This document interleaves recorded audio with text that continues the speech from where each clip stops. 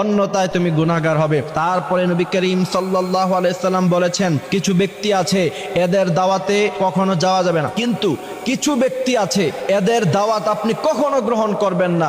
মনে রাখবেন, কিছু কিছু সময় নিজের ব্যক্তিত্ব ধরে রাখা আপনার জন্য অত্যন্ত গুরুত্ব, এবং আপনি যদি মান সম্মান নিয়ে সমাজে বাঁচতে চান, যদি আপনি চান যে আপনার একটা সম্মান থাকুক সমাজের মধ্যে, তাহলে অনেক সময় নিজের ব্যক্তিত্ব ধরে রাখতে হয়। এই প্রথম নাম্বার হচ্ছে যারা খাবার খাওয়ার পরে খোঁটা দেয়। কিছু মানুষ আছে দেখবেন, দাওয়াত দেওয়ার সময় অনেক অনুনয় বিনয় করে আপনাকে দাওয়াত দিবে, তারপরে যখন আপনি তার ঘরে খাবার খাবেন অথবা তার দাওয়াতে অংশগ্রহণ করবেন, পরবর্তীতে আপনাকে খোঁটা দিবে। কিছু বন্ধু বান্ধব এমন আছে, খাবারের সময় খাওয়ায় কিন্তু পরবর্তীতে অনেক খোঁটা দেয়, যা আমি তো তোর আজীবন খাওয়াই আসছি। এই সমস্ত যারা খোঁটা দেয়, নবী করিম সাল্লাল্লাহু আলাইহি সাল্লাম সবচাইতে বেশি তাদেরকে অপছন্দ করেছেন। সুতরাং খাবার খাওয়ানোর পরে খোঁটা যারা দেয়, তাদের দাওয়াতে কখনো অংশগ্রহণ করবেন না। এরা যদি